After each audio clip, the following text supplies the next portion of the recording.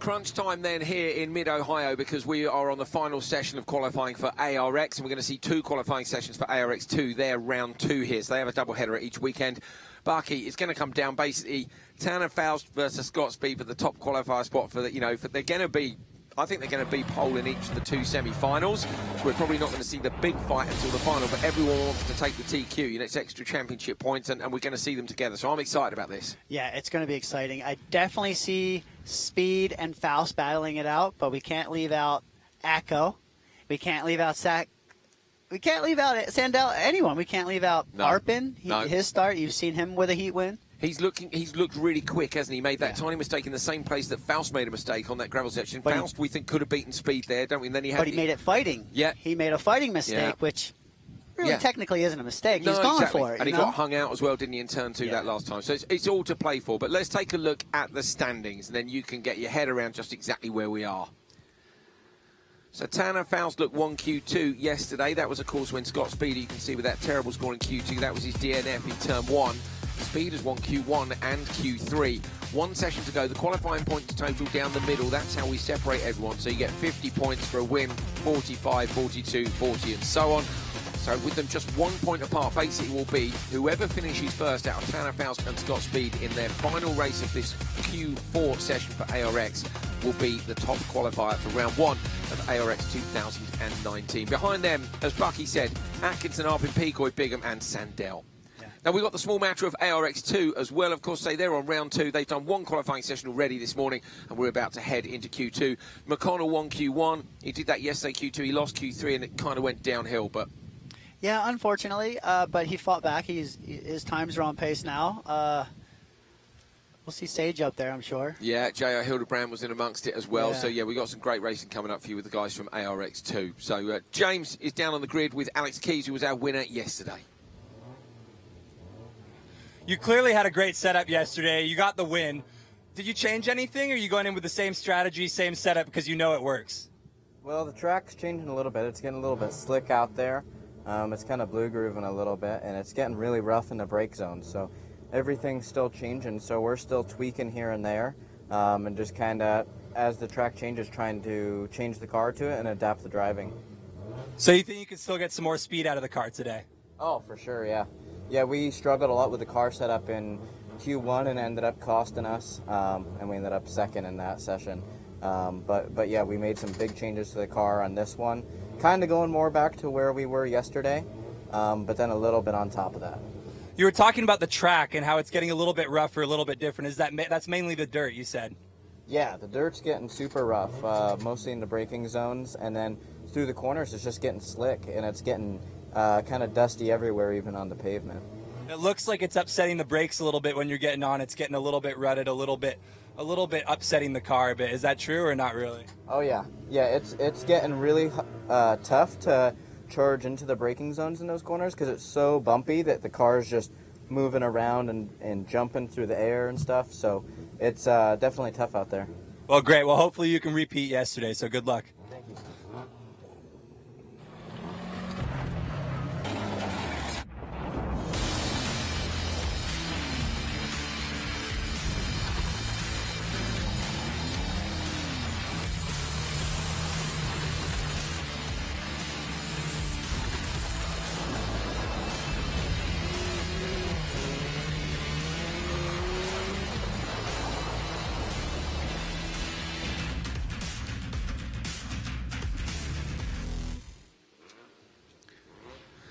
So ARX2 coming up to the grid now. Those guys are just slightly delayed in arriving. Bucky, they've got quite a lot on their plate when they're doing a whole day's racing both days. The turnaround time, particularly for them here. Now they go Q2, we do Q4, and they're straight back out for Q3. So they've got like 15 minutes to turn around the race car.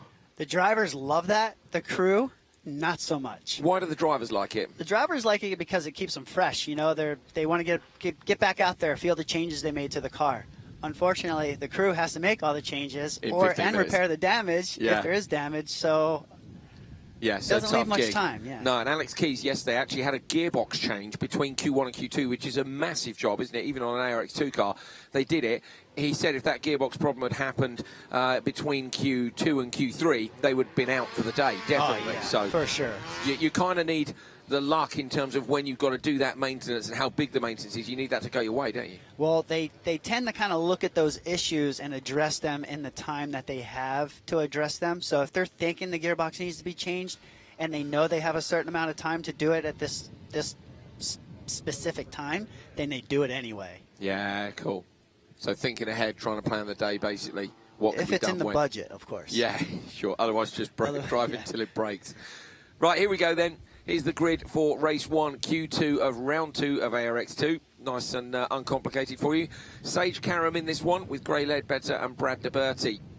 Now, Karam and Brad DeBerti were P2 and P3 yesterday, but as you can see, they were P5 and P7 this morning. So they will be hoping for a much better result this time out.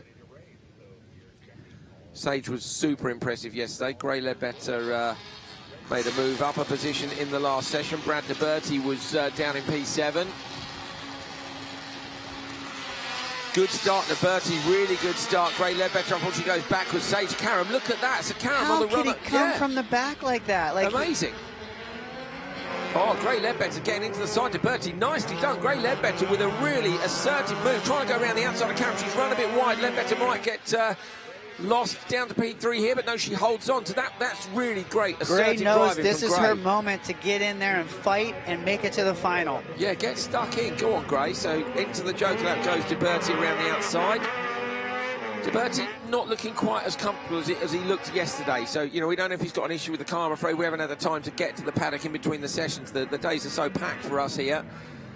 You can see there how much Gray's car was moving around. Now, when James spoke a minute ago, Gray Ledbetter, go on, out on the grass. Have it. Sending it. Yes, and behind DeBerti as well. So that's what we like to see. Gray Ledbetter's on a big push here. 14-year-old driver.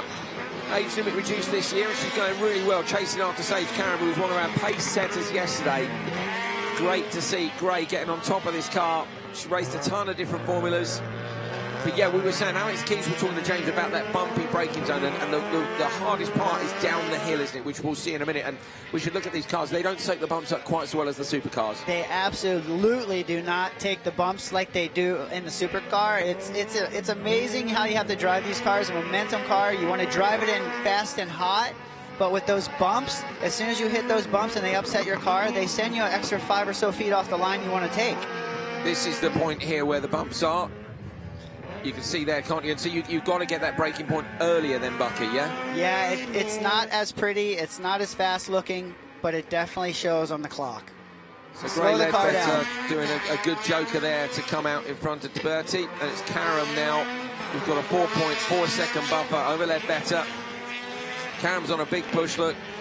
Moving the car around really nicely. Keeping it tidy, though, too. Sage Karam done a bunch of different formulas. Big on sim racing as well. This guy get the joker this lap.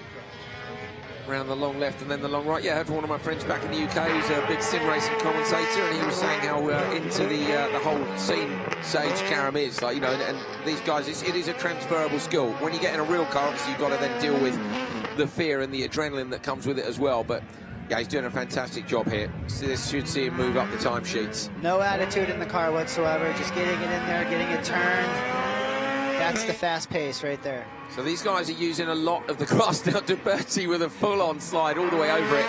Track limits in Rallycross, he's actually is one wheel on, which is mega. Like, you know, most track limits, and we can see Karam's coming around onto the last lap. Most formulas, track limits is 3 wheels, 1 wheel off, isn't it, basically? But here we're 1 wheel on. But that 4 wheels off could be a bit naughty. So we're looking at okay, so ARX Q3. I'm looking at Steve Arpin cut the corner, and there was no action taken. That was because, of course, he kind of got pushed off in turn 2. So that's a bit different. But I wonder if these guys, potentially, Bucky, you know, the stewards, they're probably not going to penalise him, but they're probably going to go and say, look, guys, you can't use all the grass. You can use it. Let's keep it on the track. Yeah, 3 wheels off is fine, but not, you know. Only Rallycross could do 3 wheels off, couldn't it? Keeps the stewarding simple, though, you know? Yeah. One tiny bit of one tyre on, it's all good. Trying to save those Cooper tires, I guess. Yeah, good point. Yeah, cool them off a little bit. Yeah, keep them cool. So Sage Karam coming around to take this one. The time is 3:46.5. And interestingly, that would not have been competitive in the previous session. That would have seen Sage down in P5 where he was. But, Bucky, I think the track conditions are changing, certainly from what we were hearing from Alex Keys. So is the track a bit slower, or are the next guys going to go considerably quicker? Sage Karam takes it with a 3:46.5. Gray Ledbetter and Brad DeBerti P2 and P3. Take a look back at the start from that last one. What a great start by DeBerti, but I don't know where it came from. But man, out of nowhere, Sage. Yeah, it was like you wonder, don't you, if he's using slightly more RPM or potentially slightly less and just staying in the power band. You know, he's just got wheel his spin, maybe? Less wheel yeah, spin? good shout, yeah. Well, Tanner, funny enough, Tanner said yesterday in the press conference about how he has started in 2 different grid slots, and he feels that the grip across the grid is quite different. And of course, we know the grid is on the exit of turn 1 on the sports car course, isn't it? Which would mean there would be a lot of rubber on the outside line, which is slot 1. Yeah. But then you don't always want the rubber because then you can bog. You know, you want some wheel spin too. So there's so much to think about in the starts. They're absolutely crucial. And Sage Karam nailed the start here. Those guys nailing the grass. Adding a new dirt section to section. They're just changing it up just a little bit. Sage Karam takes it. But yeah, just up here in the distance from our commentary position, you can see Gray Ledbetter and Brad DeBerti. Yeah, up near these guys in the grandstand. So up near those guys in the grandstand, basically they're adding a dirt section. Bucky there. Oh, there's a dog in the background. Look at that beautiful German Shepherd. Gray Ledbetter is with James now. Let's go down and catch up with Gray. That was a good run by her. Great. It looks like you're getting your confidence out there. I know yesterday was your first time out here. You were sort of learning the track, learning the car still. But that last qualifying heat, I mean, you look great out there. Yeah, I had a little contact with DeBerti on the first turn, but everything else felt really good, and I'm definitely getting a hang of it. How's the track feeling? A lot of the other drivers are saying it's getting a little rough and slippy out there. The track, it's definitely pushing a lot. The track's getting slicker, but it's not terrible. And what about setup stuff? Have you been working, I know you've probably been working with Dreyer Reinbold on the setup stuff. They're so good at that. Have they given you any suggestions? Yeah, we've been changing a few things, mainly just trying to work on getting the car good for me. Awesome. Well, good luck the rest of the day, Gray. Gray Ledbetter helping change the track from 60% asphalt, 40% dirt. It's now to about 43% dirt with her and DeBerti. She's talking about how she set her car up for this track that she just made. Yeah, they're basically they're just making more dirt to bring the car to them. They're going to go all the way down the grass down the outside, but all good fun. Great run. Here we go then, race 2 is on the line for Q2. These guys will be heading straight back to the paddock for a reprep and coming out for Q3 after we're done with ARX's Q4. So this should be good. Fraser McConnell, J.R. Hildebrand, Cole Keats and Alex Keys, the top 4 from the last session going head-to-head. Keys the winner yesterday, McConnell the pace setter for most of the day, Keats the guy with the most seat time, and J.R. Hildebrand, an utterly professional, legendary wheeler, getting his head around Rallycross now. So what can he do in this one? Let's see who gets the start. You got money on anyone? No, I think McConnell, we've seen the good starts, haven't we, all weekend from Fraser. He's inside. He's just been killer at it. I've been See to if see he what gets Keys does from slot on the 4. outside, yeah. It's hard to get a good start from there. Over-under move, maybe? Oh, Keys has got a decent one. Keys too. J.R. Hildebrand's gone backwards, but Fraser McConnell's going to get the whole shot as long as he anchors up early enough. Keys is sensible, going to try and look at the inside of Keats. Can't quite, but he will hold the inside line from Hildebrand. Hildebrand's trying to stay on the inside line, doesn't want to get held up in the dirt, and he does get out in the dirt. But J.R. Hildebrand with a lot of awareness there. If you're on the outside, you don't want to light it up and end up fully in the berm. Nope, I bet you JR peels off right here to the Joker, depending on what goes on in front of him. Interesting, so he's gone with Keys, but he knows Keys is the winner from yesterday, and that's the advantage, Bucky. If you're in the quick race, you don't have to worry about tactics quite so much. No, you can just follow the fast guy. Exactly, and they're all pretty quick in this. Look at this, first time through the dirt section to see how these guys drive it. McConnell and Keats holding on to the car down the tarmac section at the back. Got to be careful with the attitude of these cars so you don't defeat these Cooper tires. Keats is right underneath the rear wing of McConnell. These guys driving really carefully. It's interesting, was it? Neither of them even put one wheel on the grass at the top here, and that's because they're momentum machines, aren't they? And they want the traction down the hill. They are, and Keats is all over the back of McConnell. Flicking the car left, flicking the car right through the dirt section. It's looking good. I wonder if Keats is going to go Joker here. Does he feel he's got enough pace? He does. Cole Keats goes Joker. Here we go then. Keats into the Joker. Watch for Keys in the background because Keys will have been quick. but Keats was looking fantastic on this last lap, and I think he's going to come out in front. He does. So Cole Keats is on a big, big push here, looking to take a session win. Fraser McConnell coming out of the braking zone.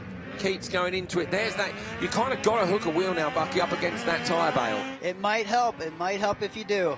Because if you don't, you're going to go wide with the bumps. Proper rally-style ditch hook, isn't it, basically? It could help, but don't put those tires. No, we saw Fraser do that yesterday on this very corner here. So JR holding on to the back of the train. Out front, Fraser McConnell, the only man not to have jokered yet. I think he might go on this lap if his spotters are on it. I think he'll go now to respond to the threat of Keats, and he does. Here we go then. This potentially for the win. Tighter line than Keats. Keeps it smooth. Going to have to get on the gas early. Keats is there on the inside, but it's enough. Nicely done by Fraser McConnell. He was so disappointed yesterday, wasn't he? He was disappointed when he got the 5-second penalty. Changed was like, you got a 5-second penalty. He's like, oh. Yeah, head down. He was just like, but yeah, but anyway, it was a great response, wasn't it? There was no. He didn't argue his case as a lot of drivers do with the stewards. He was just like, took it like a man. Yeah. Not ideal. Not ideal. So go on, Fraz. Recovery day today. I'm sure we got a few of his fans watching from Jamaica. Look A at ton of them Keats. turn up in Europe. Getting risky. Keats' mistake there. They might have lost a couple of tenths. He's made mistakes earlier. Yesterday, he made a couple mistakes getting the car rotated too early. Straight into the tires. Just that lovely tiny little bit of backing it in for Fraser, just initially. You know, only half a foot in the rear. You know, he just unbalanced the car immediately to get it going in the direction you want. Keats, you know, these guys are all quick. I'm going to request that Fraser run his white gloves. I liked when he has his white gloves because I can see the his wheel. hands. Yeah, I remember last year, wasn't it? It was Coulter, I think, where we could see right through the screen, wasn't it? And you could see what he was up to. Well, we'll have a word. So McConnell's going to take this target time in the bottom corner of 3:46. He's going to fall easily. So we were right. The first race wasn't quick. Sage Karam's time of 3:46.5 has been annihilated by Fraser McConnell. Interesting. I wonder if that's not all track, is it? I think Sage hasn't got the car underneath him that he had underneath him yesterday. We know he's a fantastic peddler. Said last night in the press conference he'd really like to do more rallycross. You know, he really enjoyed it, even though there was all that contact yesterday. He was just loving the aggressiveness of the sport and the rush that comes from it. McConnell takes it 3:39.7, and with that he wins Q2 as he won both the first two sessions yesterday. Keats, Keys and Hildebrand, and they all are faster look than the first race was.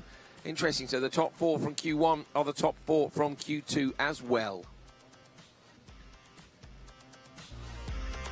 Brilliant start by McConnell. McConnell's got the start absolutely nailed, and getting that right uphill in one of these here every time, not easy. Yeah, inside line has it all day long. You can challenge from the outside like Hildebrand is doing here, but as you can see, it doesn't really quite work out. Just too loose, isn't it? Hildebrand went joke with Keys on lap one. McConnell waited until Keats had gone. Keats was really all over him, wasn't it? Yes, he was. It's nice to follow that close because it's easy for you, isn't it? You can pick a breaking point based on them. You see every mistake they make. You know you're big in their mirrors. And he was driving a different line. If you saw that behind McConnell there, you saw Keats really flicking it around, setting up the over-under, hoping for it. Oh, there we go. McConnell takes it. Nicely done. Oh, Keith, that was a big old flick there. I must say, I did like that. Yeah. It's just the exit where he just came up a little bit too tight on the bail and had to back out of it. So McConnell takes it. Fraser McConnell takes Q2. He won the first two sessions yesterday. This is kind of redemption time, isn't it? He really wants to take the W today. Yeah. The one thing that I can say is that when you're cutting these tires, you want to get as close as possible. But when you're cutting to the right, if you notice, the tire sticks out that much. Yeah. So although you think you're close to the tire and you're not going to touch it, when you're giving input, all it takes is that 1.5 inches that sticks out, and it just rips the wheel right away from you. And that's what happened to Fraser. Well, that's what happened yesterday, isn't it? So far today, though, going perfectly. And Fraser is down with James now.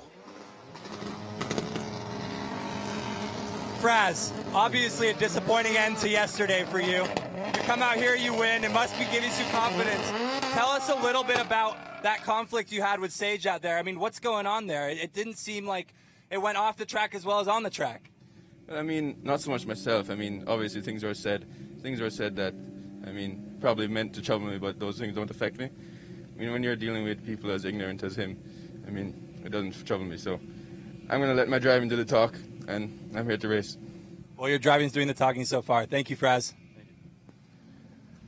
Interesting. There's obviously been some things said after the racing finished yesterday, so Fraser making his thoughts clear. And at the minute he said he's going to let his driving do the talking, and he certainly has. So Fraser wins Q1 and Q2. Cole Keats is second, J.O. Hildebrand third, then it's Keys, Karam, Ledbetter and De Berti.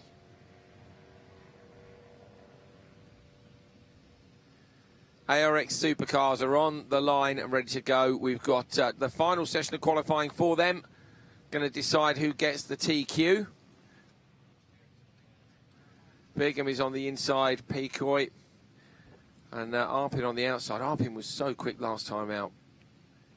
Here we go then, Q4, race 1. Cabot Bigham in the Beetle. Travis Peacoy in the Fiesta. Those two guys 6th and 5th on their debuts in Supercar for America's Rallycross at least. Bigham has done Supercar in the past. Steve Arpin, 4th after Q3, but Arpin has looked really quick, but he just needs to hook it all up together in a run. So Arpin and Peacoy, Bucky, will probably have had a word about tactics for turn 1, because from there, it's you know, I think whichever one of them wins the start's got to go for it. Yeah, I believe so. And Arpin is all game for taking risk. Here we go, watch for Steve Arpin on the outside. Both of them get a great start, but Arpin's got a mega start. Going to go around the outside of Bigham. Bigham's got a nose up the inside, a little bit of a touch. Going to run deep, a little bit of handbrake here, I think, to get the car rotated. He does. Arpin keeps it tight. There's a big bump in that turn 1 now, but Arpin gets the whole shot. Now he's got to get a clean run in with no mistakes. Peacoy, meanwhile, got to decide, does he joker now and get himself some space, or is he going to follow Bigham for a lap? Let's see where he goes. He goes joker 1. He goes joker. Peacoy had a great start, but it looked like he misshifted or something and didn't get it quite in the second the way he wanted to. Look at the difference in driving style through there between Arpin and Bigham behind. Arpin was completely sideways the whole way through with the nose pointed in. Bigham, much more of the racing style. Maybe the way the cars handle? Yeah, it looks like Arpin's car's got a bit of oversteer going on, so he's going to have to get a grip on that. Otherwise, he's hanging out there too long, and he's going to lose time. You know that Beetle is quick. Arpin going to come round and stop the clocks on lap 1. It's a decent opener for him. A little bit of contact in turn 1 with the costume. Look for the bump just there. It's not too big, but it's enough to kind of upset your line a little bit. They're all having to avoid that bail, aren't they, on the left-hand side on the exit of turn 1 as well. So is Bigham going to go joker now? He does. So Cabot Bigham goes, and this is partly to cover off Peacoy behind, and partly to have a little bit of a tactical advantage against Steve Arpin. Watch for Peacoy versus Bigham. Peacoy's going to come out wide, going to shut the door, and he's done it. So Peacoy in front of Bigham. Nicely done. Very well done. He made up his time. Yeah, I'm just looking at the timing, so he's waiting for the splits to come up so we can try and figure out. I think, you know, Peacoy must have done a mega joker lap. We'll wait and see when they cross the line this time. A little bit of understeer for him at the bottom of the hill. Great to see these two fighting out. Bucky stepping up from ARX2 to the main ARX supercar class. Good to see that the ladder of opportunity works. Yeah, it looks like the guys are really liking the extra 300 plus horsepower. Who doesn't? 300 plus horsepower is always a good thing. So they're going to have to pass each other on track if they want to make any progress now. We've seen it done here before yesterday. Arpin is not taking his joker lap yet, so Arpin's going for a last lap joker. Oh, Peacoy on the inside. He's a bit wild though. Is he going to cost him on the brakes? He was slightly sideways. Holds on to it though. Bigham is right with him. Any mistakes and he's going to capitalise.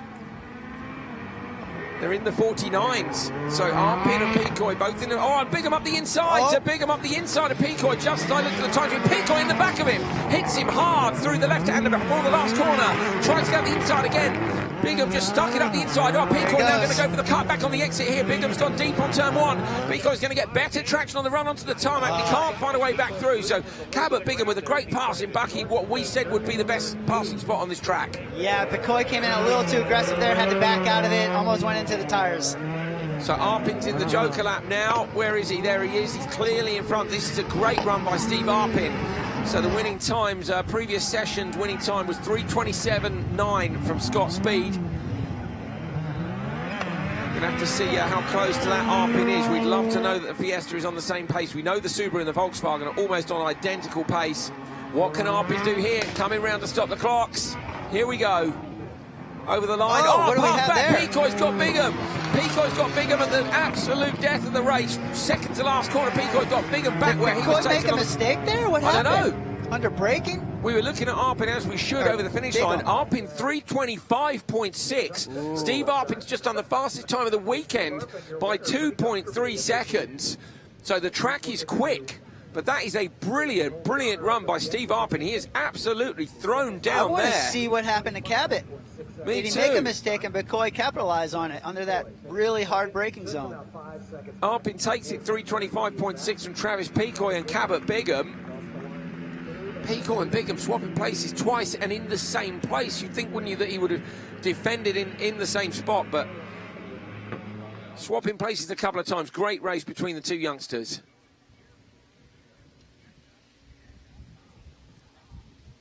So those guys were really going for it in the long tarmac braking zone. Yeah, it does just go to prove you can pass on track. We've seen it in RX2, ARX2. We haven't seen it quite so much in the supercar class. You know, turn 1 and turn 2 is always a bit carnage, but down at the hairpin, it's doable. I think the guys are getting a little bit more aggressive, a little bit more desperate, and they're capitalizing on the mistakes. And what about the lap times there from Arpin? The sun's out, to be fair. It's probably it's warm, but I can't see it making that much of a difference. That was just a great run. It was a great run, and I guess Arpin likes his car loose. So Arpin's done fantastically well. Take a look back at this. It was an absolute masterclass, a brilliant start. Picoy had a similar reaction time but didn't get away from it the start in quite the same way. Little nudge from Bigham, and then here, look, lovely car control. Beautiful job by Arpin. A little handbrake turn, open up the diffs, get the car rotated onto the tarmac. And this was impressive with Picoy. Yeah, so he came out, didn't he, after Bigham took the Joker, which Bigham took on lap 2, so we'll see that in a minute. This is Bigham in the Joker. So Picoy manages to come out then in front of Bigham. Now that we need to see those passes. So this is the first one. So Bigham, does he just come from a long way back? God, my goodness me, that's a hell of a pass. Yeah, it was pretty aggressive, but he made it happen. Picoy let him know he wasn't over the moon about being passed, didn't he? Gave him a little nudge back. So this is Bigham running deep on the loose. Manages to keep it in tight on the tyres on the inside. That's where Picoy had to back out. Yes, he had to come out from behind the bail. So what happened at the end of the race? We were with Arpin. Not sure we're going to see it in the background, but there was that one last change of position. Yeah. No, we didn't see what happened. So we didn't see. There may have been a bit of contact there.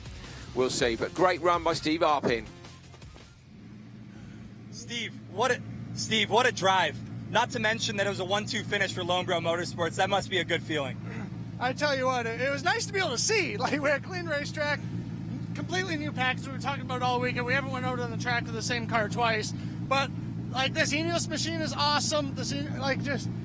I'm so proud of my guys. But how about Travis Picoy? First time ever in a supercar. I could see him in my mirror. It's like, I'm just so impressed with that kid. The kid's got such a bright future. So proud to have him on board with Lonebro Motorsports. It's we're working on the branding side of him, trying to get him sponsorship, trying to get him awareness. But it's like, if anyone's looking for a talented driver, a young guy that they have a long future with, he is the guy to hook up with. My God, we're looking forward to what the future looks like with him.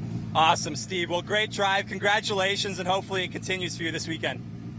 It's going to be a rough final, but we got CBD MD on board to help us recover after this weekend's over. Great to hear it. Thank you.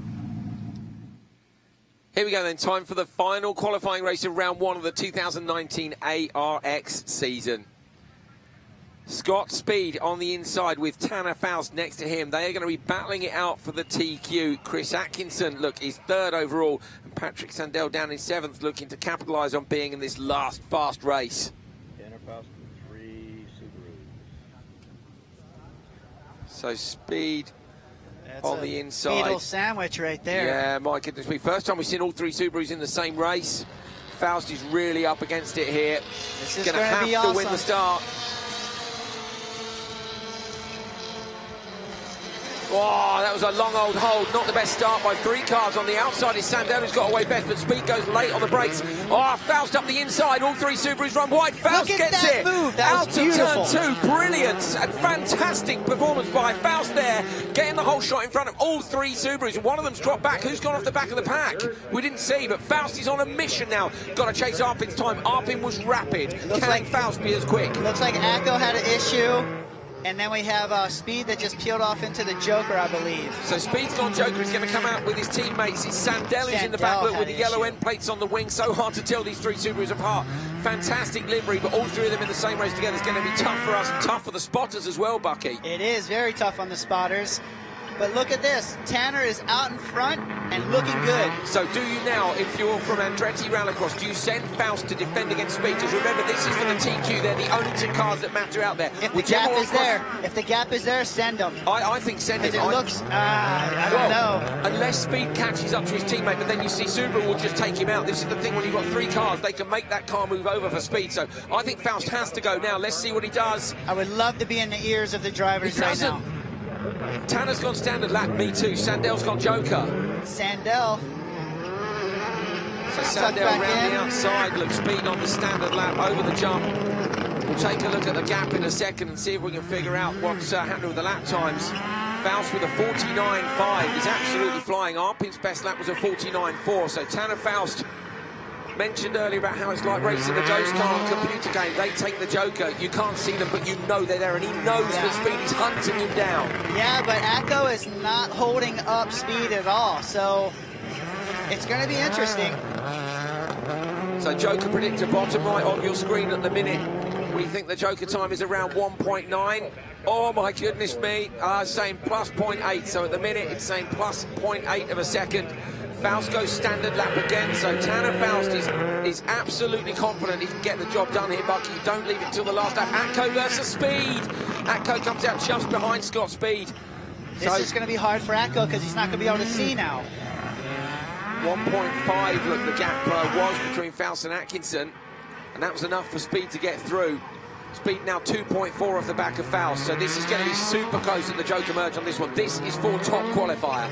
This is going to be something to watch. How many laps we have left? This is last lap, so here goes Faust. So Faust then is going to go Joker now. I say these guys are just 1 point apart in the intermediate standings. They took 2 wins apiece last year when they were teammates at Andretti Rallycross. Faust now represents them with Bigham, and Faust has to represent here if he wants to take the top qualifier spot. Speed on the inside for his new team, Subaru Motorsport USA. Faust is sideways. Going to come in the merge. It's going to be tight between them, just in front of Speed. Tanner Faust does it. Beautiful job, Tanner. Beautiful job. Hung it out there a little bit. Speed is not done yet, though. We've got that big braking zone at the bottom of the hill. We've seen 2 passes there in the last race between Bigham and Pecoy.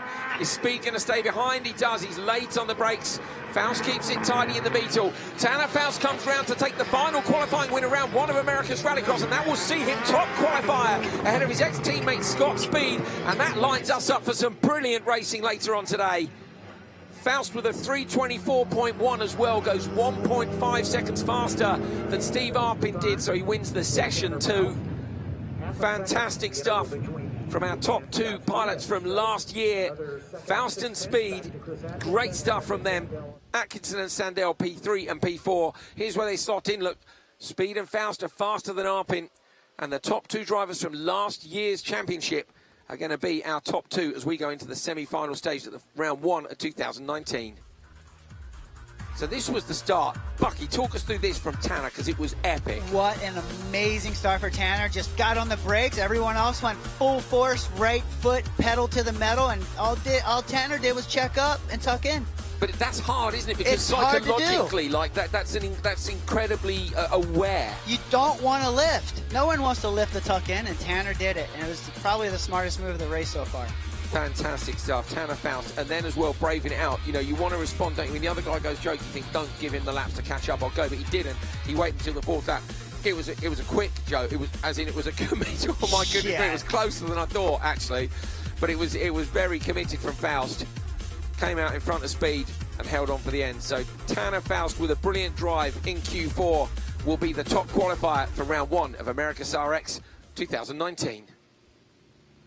Brilliant stuff from Faust and Speed there. That was close. No one is going to outbrake Tanner. No. The thing about the braking was how careful he was in turn 1. You called it, and that's just so hard to do. Mm-hmm. Well, that was turn 1. I'm talking about the last lap, where you thought Speed might come out on Tanner and get the inside. Yeah, that's not going to happen with Tanner. Tanner is late on the brakes, and I love seeing the attitude of these cars coming into this brake zone right in front of us. It's amazing. Yeah, fantastic. We've got some great racing to come later on today. Can't wait to see those guys going at it in the final. Our top qualifier, Tanner Faust, is with James Rimmer now. Tanner, very clean drive from you, but obviously you didn't leave anything out on the track. I'm watching your brakes smoking right in front of me here. It's hard to describe how important that heat was. Scott and I are only separated by 1 point. So basically, whoever wins that qualifying round will get pole on the semifinal, and the second person gets pole on the other semifinal. But based on your maximum points, which now we have more than Scott, if you win your semifinal, then you get pole in the race. So that was an absolutely critical heat. Anything can happen, but we really needed that one. I used a technique I learned from my favorite movie, Top Gun. I'm just going to hit the brakes, they're going to fly right by. So going into turn one, I just hit the brakes early, everybody went by, and I was able to get out of there in first. Well, you look cool, calm, and collected, so good luck the rest of the day. Thank you. Here are the standings then at the end of qualifying for round one of America's Rallycross 2019. Tanner Faust takes it, having won Q2 and Q4. Scott Speed is in P2, having won Q1 and Q3. Faust will have the pole in semi-final one. If he wins that semi, he'll take the pole in the final. Going to be great. Chris Atkinson and Steve Arpin, so 2 Subarus in the top 4. Arpin proving his pace in that last session, was absolutely flying. Pecoy doing really well. Sandell and Bigham too.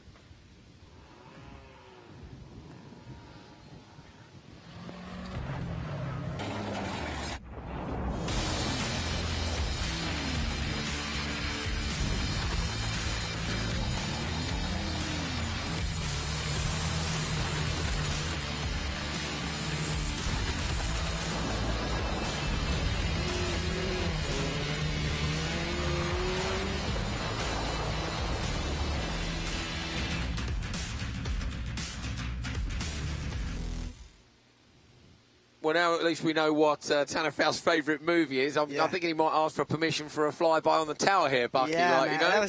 that kid Tanner Faust. That kid Tanner Faust could be my wingman any day. Let's go and see some ARX 2. Yes, Bucky, killing the game.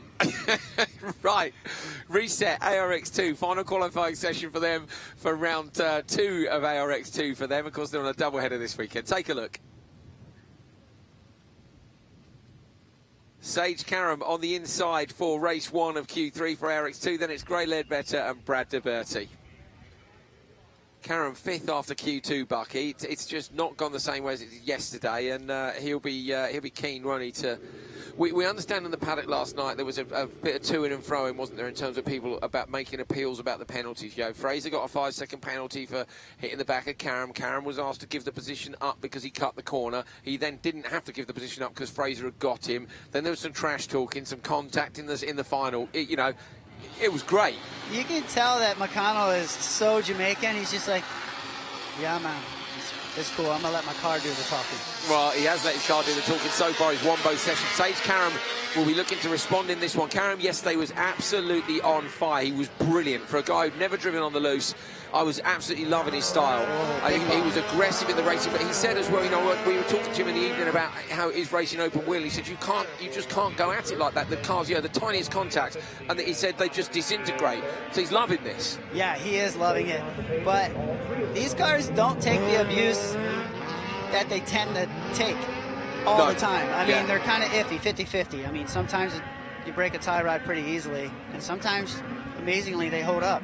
Well, the thing is, they race hard, don't they? Maybe a bit too hard. We did actually see this last year. I know you and me spoke about in ARX 2 how the guys hadn't quite got their head around the fact that they were racing the clock. And so you'd see 2 guys beat the hell out of each other for a lap, lose 5 seconds, and they'd be like, well, hang on a minute, I won the race, but we're down in P7. Yeah, because it's about time, so you've got to keep it a bit cleaner than maybe they have been. Right, it's not always about racing the guy in front of you. Look at that huge bump into turn 1. Yeah, just cutting up a little bit now And with turn 2 2. days of big action there. You can see, can't you, as they hop through the apex. But again, look at Faust and Co through there on the previous one. Just go show how good the supercars are. You've driven them. The suspension travel, it's so much more. These cars just seem kind of bound up and tight compared to the supercars. Karam over the jump. Ledbetter holding on. Nobody's gone joker yet. Brad DeBerti right with Ledbetter. Ledbetter runs wide. That's giving DeBerti an opportunity now. Should be able to get a run down this back straight. I think someone's had a word with them as well about using the grass, because that time they made a much bigger attempt to stay off the green stuff. So DeBerti, I think, will go Joker if he doesn't get past anyway, Bucky. He's looking dangerous. Ledbetter maybe driving the mirrors a little bit. A little bit. I'm wondering if DeBerti has some issue with his car, or if they just made changes he's not quite happy with. Because his pace seems a bit off compared to yesterday. Well, it's like Karam, definitely wasn't on the pace earlier. But look at that. Look at how Karam has gapped them. When you think nobody has taken the Joker, he's absolutely blown them away. And I'm wondering if Karam has made some changes to go back to where he was yesterday, or potentially brought the car to him. Karam's gone Joker. Ledbetter too. Now DeBerti on the inside. Ledbetter with the Joker there is right behind DeBerti. So yeah, DeBerti's going to have to do a really good Joker if he wants to get out in front of Ledbetter. I sense issues, is what I sense, because I just see it different in his driving. So you just don't think it's where it was yesterday. Now, whereas Sage Karam, for me, this is a return to the form we saw yesterday. Karam's doing 52.2s. He's done a 52.2. What did Fraser do earlier? Fraser was in the 53s. So yeah, Sage Karam's done a fantastic second lap here. Karam back to his best, back to where he was yesterday in round one. Said how much he'd enjoyed it, said he was going to see if he could get a program together to do the whole series. We'd love to see that. Round the long right-hander. Sage Karam having Joker on the previous lap, and now it's going to be about DeBerti and Ledbetter in the background. They were just 0.7 of a second apart. They're going to be coming into the Joker merge any time now. We're with the leader, Karam, and I can't see who's taken it. DeBerti. So DeBerti has managed to get in front. So Ledbetter, it was, she came out real close, didn't she? And we said, well, that's four wheels off again, and they will get a little talking to about that. Sage Karam has taken the checkered flag with a 3:37.7. It's DeBerti and Ledbetter, so a 3:37, yeah, is quicker than McConnell went by 3 seconds to win Q2. So we've seen how fast the track is, because both Arpen and Faust and Speed all were setting 49-second laps. In fact, the top 6 in Supercar last time out set 49-second laps, so the track is very fast despite those bumps. Sage Karam 3:37.7, super quick. Then it's DeBerti and Ledbetter. So doing a couple of 52s. He did a 52.2 and a 52.7, Karam did. He's on one. Yeah, he is. I'm just looking at Fraser's lap times from last time. Fraser did a 53.1 and a 53.2. So McConnell will have seen that. He said he wants to let his driving do the talking. I have to say, in terms of a perfect run, that was pretty much it from Karam. And I think McConnell's going to need one like that as well, isn't he, if he wants to take Q3 as well. He'd love to set himself up for a clean sweep, winning all the qualifiers, the semi and the final. The Dirtfish crew, they know what they're doing over there, so they're going to get that car set up to go fast. They are indeed. Look at Karam. That was the gap Karam had built before the Joker, Bucky. That's insane. Yeah, I was going to say insane. Spec cars. These all are the same pace cars. Checked out massively. So Sage Karam with an absolutely brilliant run takes it, and that is a hell of a target for Fraser McConnell. Brilliant drive. That's him back. It's mad to see the difference between sessions. Karam this morning, it didn't, to me, it wasn't hooked up how it was yesterday, and then today, that one, bang, just in. Yeah. Looking at Sage's race, it almost looked boring. Yep. Because he was just not only out front, but just so well balanced through the turns, not overdriving exits. Looked perfect. Well, let's see whether or not he made some changes or whether it's just the driving, because Sage Karam is with James Rimmer now. Sage, obviously a great debut for your Rallycross career yesterday. You come out here with another win in qualifying. That must give you some confidence going into another final today. Yeah, I unfortunately had a bad Q1 and, was in a bit of a mess and accidentally ran into my teammate there. But, we talked about it. It's all good. And, I had to dig myself out of the hole, so I got put in group one now for the last two Qs, and had a good Q2, but the track was really wet, and it was getting just faster and faster every single lap, so I knew that group 2 was probably going to be a bit quicker, and they were, and then the track was pretty good that time. It's starting to get some pretty big holes under braking in the dirt, so that's been kind of tricky, but I'm enjoying it. I'm having a lot of fun, and I'm in a little bit of a hole today, so I'm going to have a good semis, and, hopefully it puts us in, the front 2 rows the actual main, and we can work from there. Great to hear, Sage. Thumbs up from Sage Karam. Well done. Interesting what he said about the previous session, Bucky. We said, didn't we, it wasn't great from him, but actually it's hard for us to read the track conditions here. We see a lot of dust. We can't really see the dampness, and he's saying it was super, super slippery. So the track has developed, should be super dry now. Here's the grid then for the final race of qualifying for round 2 of ARX 2. Fraser McConnell on the inside next to Cole Keats, Alex Keys and JR Hildebrand. These guys are the top 4 after Q2. Was a golf buggy going up the start, finished straight, definitely jumped the start. So a few people whistling at the golf buggy as well, which is great. Send it. Go on, have it. There he is. Oh, into turn 1. Bucky, what do you think? Oh, he's cut the corner. What do you think about that? Penalty. 100%. Done. Terrible. Not Weather's quite. looking good. It's holding up. I think we're going to be safe. Yeah, it was looking. It was. You know that wind where the trees rustled. The last session was like when we've got an umbrella that we've bolted to the wall here because our kit's covered by a shelter. We suddenly realised this morning that we don't have any, so we were going to be standing here in the rain like a couple of drowned rats. And if it rains, it could still. The forecast for this afternoon thunderstorms. Oh, he's coming back. Takes the return road. Fantastic drive by the golf buggy. I wonder if he went up there and checked out turn 1 pothole. No, maybe he did. Didn't do much about it either way. No, he's come back and says, fine, leave it. That's fine. We'll do it in a minute. Final race then, qualifying for round 2 of ARX 2 from Mid-Ohio. McConnell on the inside, Keats, Keys and Hildebrand. Great start, Fraser McConnell and Cole Keats as well. Reaction time about half a second for those two guys. Keats, Hildebrand with a better reaction time, but just can't find a way in. Look, Hildebrand ends in P4. McConnell on the limiter, sideways through turn 2, and somehow holds on for the whole shot. I bet it's kind of hard to hear your own car when you're in a pack. Yeah, when there's 4 that close to you, these things especially are these so things. loud. Yeah, they are really loud.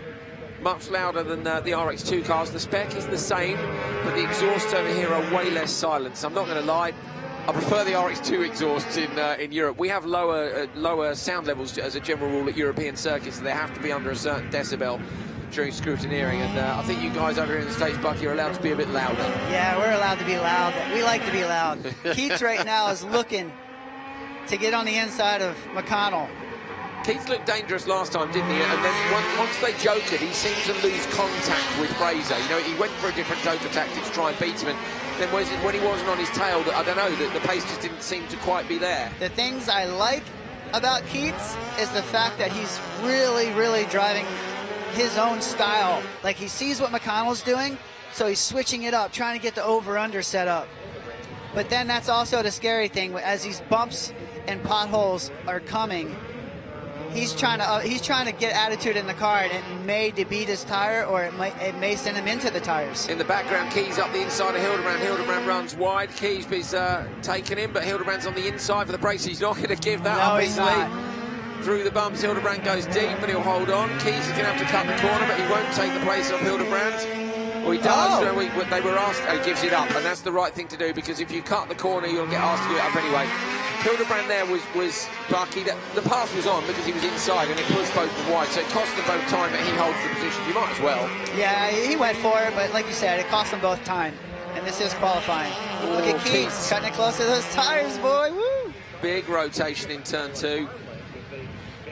So this is the opportunity then to split the strategy. Keats either says, do you know what, I'm just going to follow him and take the good. Oh, and they've both gone joker. So I wonder if Keats had planned to go joker there, and once he's committed to it, Bucky, really, it's a bit late to do anything about it. So he's going to have to make it happen on the track. They're both coming out in front. So in fact, Hildebrand didn't lose as much time as I thought he did with a little off on this braking zone. And it was interesting to see Keats was quicker, wasn't he, through the joker than McConnell. So if he'd gone on a separate lap, but he'll be gutted. You almost wondered if the spotters have heard him go joker this time, and then they send Fraser to defend it. There are some tracks on there where you can change your mind at the last second, and there are others where you can't. And here it's really borderline because of that long, fast tarmac corner. Oh, that's a great shot all the way down the track. I think if he would have tried to stick and not take the joker, he would have flicked this car and probably would have did some donuts there. Nicely done, McConnell. And Keats, last lap, aiming for the time of Sage Karam, 3:37.7. Karam was doing 52.2, so I have to say, these guys are nowhere near those lap times. Nowhere near it at all. Sage Karam with a 52.2, Bucky, is about a second and a half faster than the leaders have gone in this one. So I know they've been in a bit of a race, but that is mega. Oh, and that's Hildebrand off. Is it on the outside? Hildebrand was pretty deep there. Keys is late on the brakes, but Keys has got back past. Hildebrand going to look for the pass on the run down the hill. Going to try and pop out. A little bit of a slipstream down here. Oh, Hildebrand goes defensive. Sorry, Keys goes defensive. Hildebrand looking to find a way through. They're going to finish in that order. McConnell takes it. You can see it's considerably slower, 3.8 seconds slower. So Sage Karam takes Q3. And I think actually that's the first qualifying session win for Sage Karam. It is, because yesterday it was 2 to McConnell and 1 to Keys. McConnell takes this race from Cole Keats, Alex Keys, J.R. Hildebrand. Great racing in the front pair and the back pair, but Sage Karam has absolutely destroyed them by nearly a second a lap, including, of course, the Joker in there. Sage Karam takes his first ever Rallycross session win. Great drive by him. It's going to be good to see him and McConnell going at it again in the semi-finals and the final. This was the start. Look at McConnell, just bang. I don't know what he's doing, but it's magical, and I love it. It's magical. That's what he wants. He wants magical. A magical start. Whoa, big attitude there. A lot of revs, able to hold on to it. Yeah, he had to stick it absolutely on the limiter. Run down the hill. Keats was really with him. And it was interesting when they jokered together. I want to have a look at the entry to the joker lap, Bucky, and you tell me if you think Keats could have changed direction, because the cars are so heavily loaded on that tarmac section, and it's such high speed that I think it would have been difficult. It would have set up a humongous flick into the standard lap. Into the standard lap. This was it here. Yeah, it's just it's just a little too committed, isn't it? You need to settle the car, don't you, from the tar for that straight brake on the gravel. So Keats doing the sensible thing, following McConnell home. Fraser McConnell becoming a household name in Rallycross now, having done ARX2 last year. He's doing RX2 and ARX2 at the moment. I've got a McConnell shirt. Yeah, me too. Where do we pick those up? Canada, I think, wasn't it? With a post-race celebratory drink, I believe. Yeah. Great stuff. McConnell takes it. He'll be TQ for this one. So good job by Fraser McConnell. You know, recovery from yesterday's disappointment. He's at the front. I can't deny that I'm excited about the racing to come in the semi-finals and the final. We need to see exactly where they are to see who they're going to line up against. We got to keep the guys in the car so they can fight in the car. Yeah. Because it sounds like they want to exchange words. Yeah. But they're going to let the driving do the words. Well, we're going to see. I think the driving will do the word, and then if there's any more contact like yesterday, maybe we'll be there with the camera for the words, doing the words afterwards. Yeah, we'll get James in there for sure. Yeah, well, talking to James is with Fraser now, so let's hear from Fraz. Fraz, that one was a little bit tougher than your last one. Cole was right there behind you the whole time. Could you feel the pressure from behind? Yeah, I knew he was right behind me. We were taking it safe with the dirt sections. It's really bumpy, and I knew we had a good position going into this race for the semi, so didn't want to risk anything, get a flat tire, and we got the job done and go to the semis from now. The car looks great. Obviously, you've got the setup dialed, but more importantly, no unexpected issues so far. No, the car's running great. The Dirtfish guys are doing their job correctly, and I'm happy. Great. Well, good luck the rest of the day, Fraz. So Fraser McConnell takes the TQ today from Cole Keats, Sage Karam, J.R. Hildebrand, Alex Keys, Gray Ledbetter and Brad DeBerti. Sage Karam taking that Q3 look. Sage has finished third. That means it's Fraser versus Sage in semi-final number 1, along with Alex Keys and Brad DeBerti. One of those guys won't make the final because there are 4 cars in semi-final 1. Semi-2, Cole Keats, J.R. Hildebrand and Gray Ledbetter. So there's only 3 cars in there, and that's going to mean that Gray's going to make it through to the final, which is great for her on her debut weekend. Yeah, she's hyped. Yeah, man. So look, she drove good too that last race. Yeah, she did. Yeah. But you can see it coming up. But I love to see these. You know, some of these guys are kids coming up through their careers. Some of them are guys who stepped aside from a different format. All of them are smiling at doing some rallycross. Yeah, it seemed like the first day yesterday, she spent a lot of time kind of seeing what kind of changes as a driver she could make, and then today it seems like maybe the crew set the car up to kind of help her. Yeah, sure. You know, able her to show her skills like she did. And Sage Karam taking all the risks to take the win, whereas Fraser McConnell was like, look, we knew we had the TQ in the bag as long as we didn't get roll a tyre off a rim with the big hole. So exactly. I think probably the pace has been hidden there, and that we're going to see some fantastic semi-finals. And they're lined up together, correct? They are indeed. So you better join us later on today then, because we've got the semi-finals for both ARX2 and ARX, followed by the final for ARX2's round 2. And, of course, we're going to see who's going to win the first round of America's Rallycross in supercar later on today. Scott Speed versus Tanner Faust. Fraser McConnell versus Sage Karam. Don't miss it. We'll see you later.